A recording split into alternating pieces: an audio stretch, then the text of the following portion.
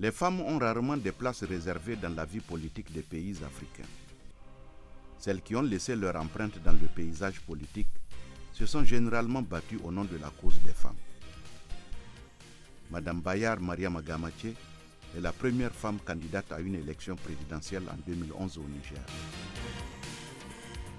Madeleine Chikaya a été la première femme énarque de Côte d'Ivoire. Considérée comme une éternelle insoumise, elle s'est plusieurs fois heurtée au système de gouvernance de l'époque. Delphine Changa, infirmière de formation, a été la première femme ministre du Cameroun. Dans les années 90, elle passe à l'opposition. Elle est aujourd'hui membre du conseil électoral.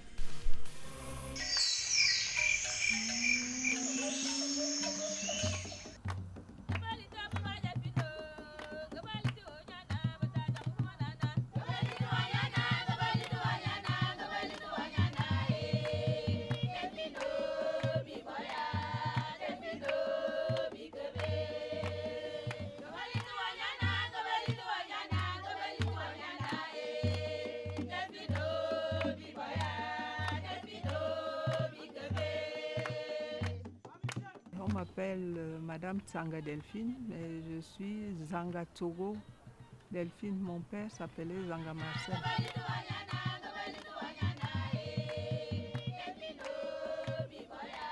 Mon père a fait l'école supérieure, il était lettré et il voyait la nécessité de mettre tout le monde à l'école. C'est ainsi que mon père a toujours demandé à ses filles d'aller à l'école. Comme à cette époque-là, après la seconde, on nous envoyait en France. Je suis partie en France pour faire les études de jardinière d'enfants. Ça ne m'a pas plu.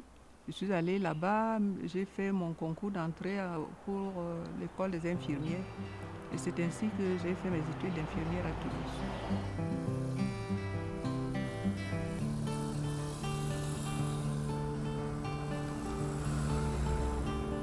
Quand je suis arrivée à l'Assemblée, il y avait 100 députés, j'étais seule. Alors imaginez-vous que je suis la seule femme au milieu de 100 personnes. Un jour, on me convoque au palais, on me dit que le président veut me voir. Moi, je pense qu'on va parler des problèmes de l'Assemblée. Comme on est en train de faire le bureau de l'Assemblée, on va peut-être me proposer quelque chose. J'arrive à l'Assemblée, j'arrive au palais, je m'assois. Il me dit, Madame Tsanga, j'ai décidé de vous mettre au gouvernement. Je lui demande, moi, Monsieur le Président, moi, mais sortez de mon micro. Parce qu'il a vu que je ne comprenais pas.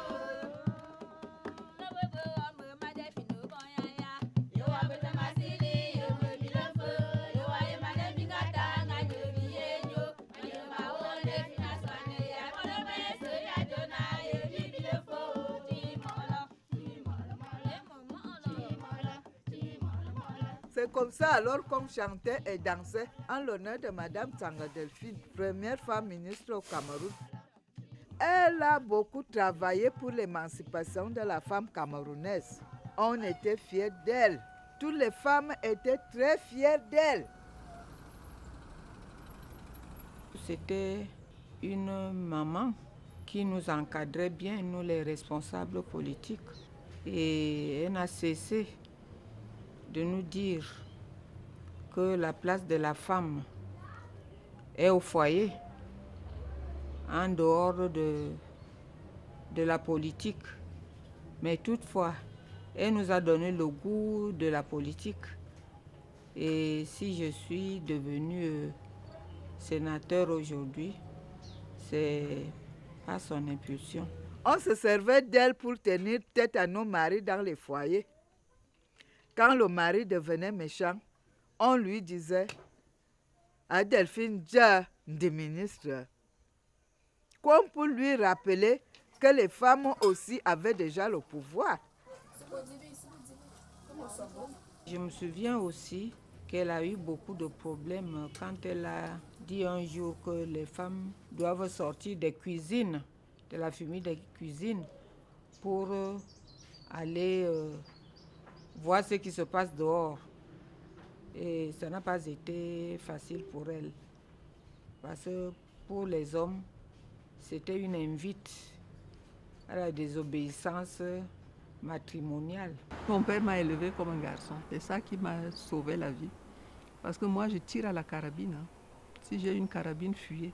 Je peux tirer sur vous. Alors, c'est pour dire que je n'ai pas été élevée comme une petite fille que l'on chouchoute. Certes, elle était la seule dame, mais compte tenu de sa prestance et de sa compétence, je crois qu'on pouvait peut-être chahuter, mais ça n'allait pas au-delà. C'était une véritable icône, comme il le disait, au niveau national. J'ai une double casquette. Je suis ministre des Affaires sociales et je suis au Cameroun responsable des femmes et à l'extérieur aussi je suis responsable des femmes. Parce que j'ai eu d'autres postes au niveau international. J'ai eu, le premier poste c'était au niveau de la sous-région africaine. Je coordonnais tous les mouvements féminins de la sous-région. Après j'ai coordonné tous les mouvements féminins de l'Afrique. Je coordonne 59 États. Après, on m'a donné encore un autre poste au niveau des Nations Unies pour coordonner le programme mondial des femmes. Je crois que le président n'était pas mécontent de voir le travail que je faisais à l'extérieur et à l'intérieur. C'est pour cela que, je peux dire que c'est pour cela que j'ai survécu si longtemps.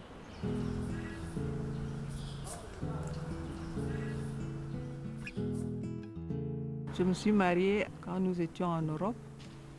Le président Biya est le camarade de classe de mon mari. Quand nous étions en France, on était ensemble. On a toujours été ensemble. Entre le président et moi, il n'y a pas de problème. Je suis partie à l'opposition parce que j'ai vu que plusieurs de mes frères estimaient que tant que je suis au RDPC, ils ne vont pas évoluer. Je ne veux pas quand même mettre ma tête sous le bio pour qu'on vienne couper.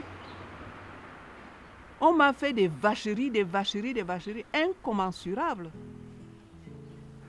Il y en a qui disaient que Biya arrivé maintenant, encore Madame Tchanga, il ne faut plus qu'on la voie.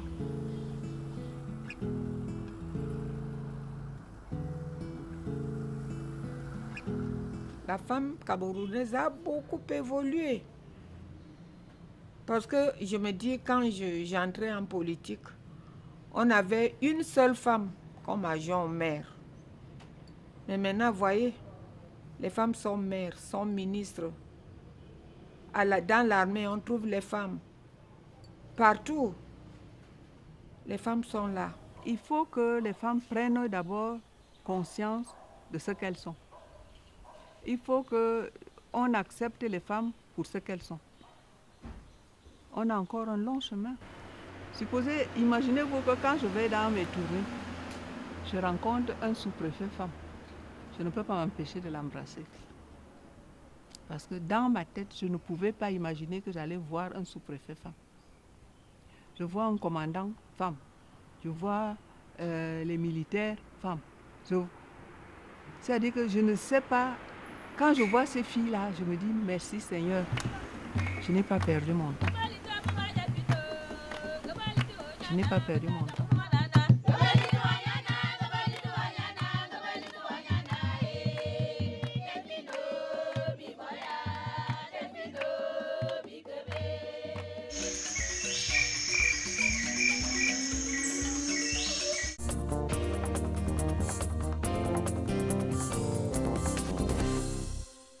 Nigérienne, Nigérien, salam alaikum.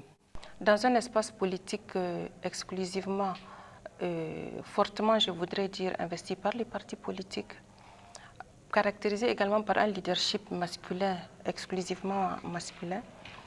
Mais si vous voulez, c'est également cela qui donne la légitimité à ma candidature.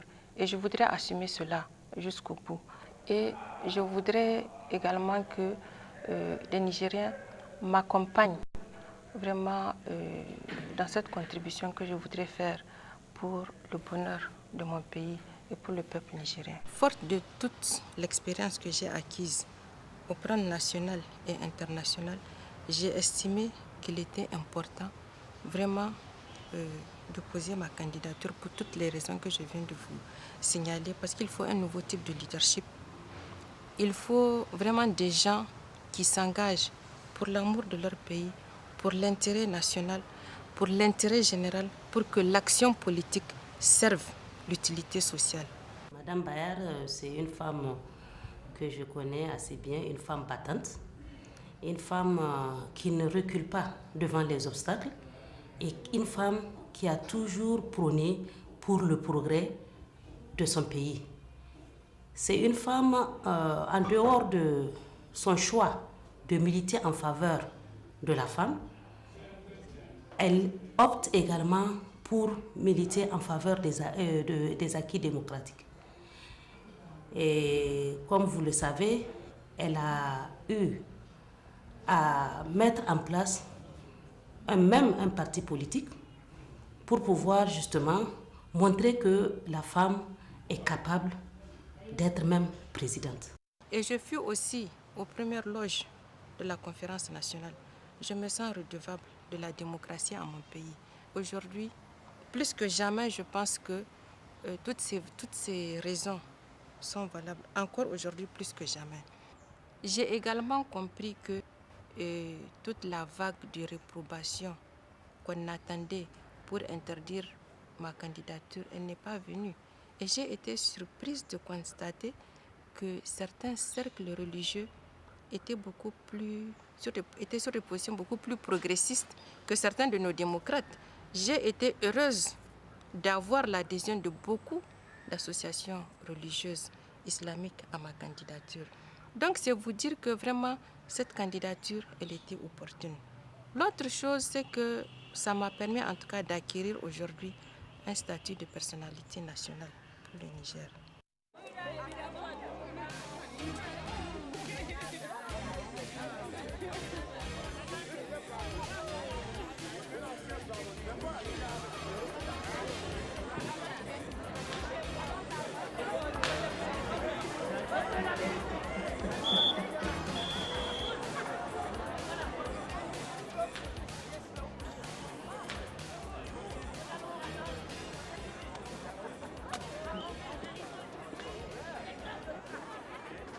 Madame Bayer ne fait pas un combat féminin. C'est un combat de nation, elle fait. C'est un combat d'une vraie démocratie, elle fait. Pour elle, la condition de la femme ne peut être vraiment prise en compte quand toutes les conditions de l'homme en tant que tel est réalisée. Mais cela ne sera possible que si nous acceptons que notre foi religieuse et nos valeurs morales cardinales commandent à nos actes et guident nos mains pour un vote que nous devons faire seuls dans l'isoloir, seuls face à notre conscience et notre responsabilité quant à l'avenir du pays que nous léguerons un jour à nos enfants. Racine, notre rassemblement est un cadre ouvert à tout citoyen progressiste qui s'inscrit dans cette logique de Joseph Kennedy, et je cite, « Ne demandez pas ce que votre pays peut faire pour vous, demandez ce que vous pouvez faire pour votre pays. » Fin de citation.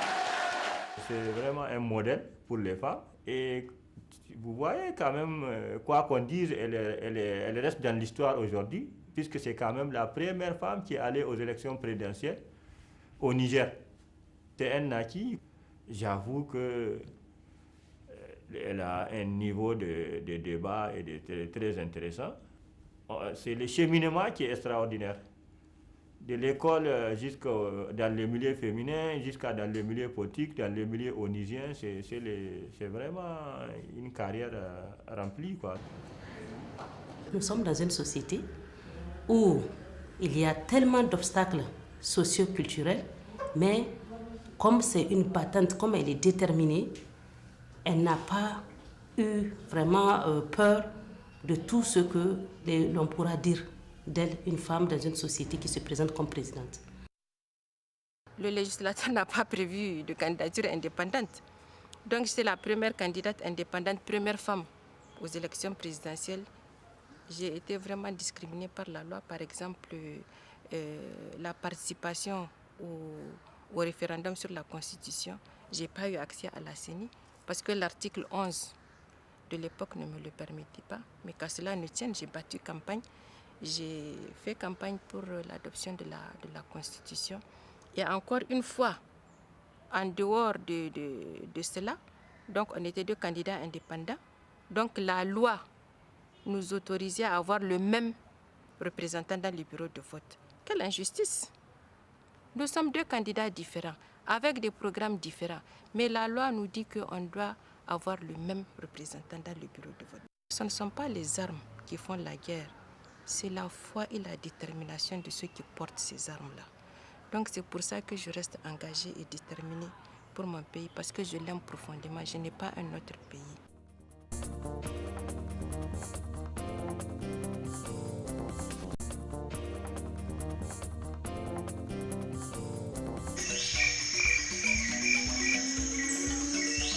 Moi qui suis née en 1930, ils voulaient que j'aille à l'école. C'est vous dire qu'il y avait tellement de difficultés, même quand on voulait mettre les filles à l'école, que déjà avec la mentalité qu'ils voulaient qu'une fille n'aille pas à l'école, il y a eu très peu de filles de ma génération. Il n'y avait pas d'école dans le coin, puisqu'il n'y avait pas d'école de l'administration coloniale à l'époque. Que faire? Je suis allé jusqu'à Boaké. Les bonnes sœurs venaient d'arriver, ce qu'on appelait bonnes sœurs à l'époque. Les religieuses, ça s'appelait Notre-Dame des Apôtres, elles venaient d'arriver. On m'a amené là-bas. Et le vieux a dit, je vous la laisse. Qu'est-ce qu'elle va devenir? On ne sait pas. Gardez-la, parce que je ne sais pas si j'aurai d'autres enfants. L'une des premières femmes, on va dire même leader de ce pays, parce que première femme énarque, première femme diplomate, et puis vous avez été aussi parmi les premières femmes parlementaires, siégeant donc à l'hémicycle de Côte d'Ivoire. Vous avez même été PDG de société. Où est-ce que vous étiez quand la Côte d'Ivoire a été déclarée indépendante? Quelle a été votre réaction? En 1960, j'étais à l'ENA et en tant qu'élève de l'ENA, j'ai défilé sur le pont Houphouët-Boigny. J'ai perdu une chaussure. En plein défilé? En plein défilé. J'ai continué comme si de rien n'était. Un pied chaussé et l'autre non. Pour moi, l'indépendance aussi, disons que c'est un peu comme tout le monde. Les Blancs ne vont plus nous commander. On a mis trop d'espoir. Nous pensions à la Côte d'Ivoire. Que serait la Côte d'Ivoire après l'indépendance? Parce que les gens de ma génération ont connu avant l'indépendance et après l'indépendance. Le développement, quand même, il y a eu un développement du temps de Houphouët, quand même, on doit le dire. Bon, il y a eu les ponts, il y a eu les grandes tours. Les gens ont parlé du miracle ivoirien. Les mauvaises langues, lorsque nous avons commencé à nous porter mal, parce que la Côte d'Ivoire aussi s'est portée mal à un moment donné, ils ont parlé du mirage ivoirien. Et cette émission, quand elle a commencé, c'était les ministres, les directeurs généraux, n'importe qui n'y allait pas. Donc, ce que les mouvements européens demandent, les extrémistes du mouvement de libération de la femme, par exemple, ne veulent plus que l'on porte de soutien-gorge, veulent pouvoir se promener à demi-nu, veulent ne pas faire d'enfants, veulent ne plus se marier. On revient à des familles où 4 femmes épousent, je sais pas, 4 maris, enfin des tas de choses bizarres qu'on ne retrouve plus. C'est un fait que cela existe ailleurs, mais ce n'est pas ce que les femmes demandent en Afrique, surtout pas en Côte d'Ivoire. Chaque fois qu'on disait le président Houphouët va nommer des ministres ou va remanier son gouvernement, les gens venaient me voir à la maison parce qu'ils étaient persuadés que j'étais ministre. C'est vous dire. Mais moi, de mon côté, c'est bon. Parce que je pouvais dire ce que je voulais sans faire de tort à personne. Les garçons qui étaient avec moi, que ce soit à l'ENA ou ailleurs, qui passaient les concours, les examens avec moi, ce n'est pas parce que j'étais plus intelligente que ces garçons-là. C'est parce qu'ils m'ont minimisé. Parce que j'étais une femme. Pour eux, c'était une femme, la femme comptait peu. Puis une femme au milieu de tant de garçons, à l'époque, je parle de l'époque, ça comptait quoi? Pour peu. Et moi, je les attendais au tournant. Parce que j'avais quelque chose à prouver que la femme, si femme elle est, elle veut être femme, elle veut faire des enfants. La preuve, j'ai fait des enfants. Elle veut mener une carrière, la preuve, j'ai mené une carrière. C'est leur dire à ces hommes que la femme peut tout faire, si elle veut. Le président Houphouët disait, mais qu'est-ce que je vais faire de cette femme? en parlant de moi. Je dois la nommer ambassadrice, tant qu'à faire. Mais je ne peux pas, parce que les autres pays ne vont pas l'accepter, ne vont pas vouloir d'elle. Ici, en Côte d'Ivoire, que faire d'elle? C'est la question qu'on fait se poser. Bon, alors il m'a dit, écoute ma fille, écoute, je sais que tu vaux plus que ça, mais je ne peux pas. Parce que les autres États ne voudront pas de toi. Alors, tu restes ici. Alors, ça comprend mieux pourquoi je suis parti de l'administration. Ça explique beaucoup de choses. Et c'est comme ça que je me suis retrouvée chez Abidjan. Je ne connais rien au café et au cacao, si ce n'est ce que je voyais dans la plantation de mon père. Et ça, c'est du négoce international. J'ai commencé au bas de l'échelle parce que j'ai dit à M. Émile Abidjan que je voulais apprendre d'abord. J'ai appris auprès de lui. Quand il avait des rendez-vous d'affaires, il m'a mené avec lui. Et petit à petit, j'ai gravi les échelons, directrice générale, président du conseil d'administration, et j'ai pris ma retraite en 1990, que M. Abidjan ne voulait même pas, il avait les larmes aux yeux. Pourquoi je voulais m'en aller? J'ai dit, mais j'ai 60 ans, il faut que je me repose.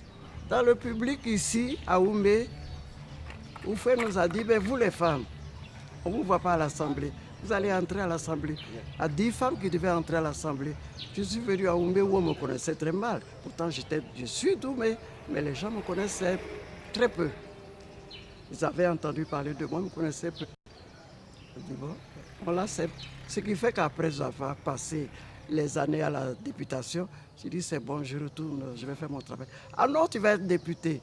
J'ai dit au président, au fait, mais je ne peux pas. Il fallait confronter les idées. Puisqu'il n'y avait pas d'opposition, quelle idée on allait confronter? Moi, j'ai fait ça pendant 5 ans. J'ai dit, bon, ça suffit, je m'en vais. Les femmes voulaient une femme qui soit vraiment la présidente de l'AFI, Association des femmes ivoiriennes. Parce que les autres, c'était quand il y avait des présidents, des machins et tout, on était là. Elles voulaient vraiment une femme qui soit présidente, qui prenne la parole, qui parle. Elles m'ont dit, Madeleine, tu seras présidente. J'ai dit, ouh là, vous allez me créer des ennuis. Ce qu'il fallait à cette époque-là, ne pas faire de vagues. Se couler dans un moule. Il y avait le moule du parti. Il fallait se couler dans le moule. Parler comme tout le monde. Respirer comme tout le monde. Bon. Et il y a Madeleine qui est un peu agitée. Qui n'avait pas sa langue dans la poche. Voilà. Donc ça ne pouvait pas aller. Alors il ne fallait pas que j'aie ce poste parce que les femmes allaient me suivre. On se dit, mais malgré tout ça, j'ai mené une carrière, donc vous faites m'aimer. Je crois qu'il m'aimait. Il aimait des femmes de ma trempe. Et s'il était femme, il aurait voulu être comme moi, je crois. Après tout le travail que j'ai fait, et dans l'administration, et dans le privé, je suis parti à la retraite élever des poissons. Ils étaient différents de ce que je faisais. Ça me plaisait. Et ça m'a obligé à construire, ça m'a obligé... C'était différent de ce que je faisais. Maintenant, évidemment, je ne fais rien, je suis à la retraite. Parce que je ne peux pas mettre un pied devant l'autre, parce que j'ai 86 ans et 3 mois, parce que, voilà. Il faut de la persévérance. Il ne faut pas, en arrivant dans une société ou dans un bureau, vouloir qu'on balaye tout le monde et qu'on vous mette vous. Il faut être patient. Il faut surtout mériter aussi bien son salaire que les honneurs qu'on va vous faire. Aimer le travail bien fait. Si le président de la République était au fait ou que était un autre, vous voyez que je pouvais être ministre, me nommer ministre. Bon. Si on voyait qu'à tel poste, je pouvais être utile, on me nommait à ce poste, sans savoir si j'étais femme ou pas. C'est tout. Qu'on fasse de moi ce qu'on aurait fait d'un homme. C'est ce que j'aurais souhaité. Non pas qu'on me mette de côté parce que j'étais une femme, et c'est ce qui m'est arrivé.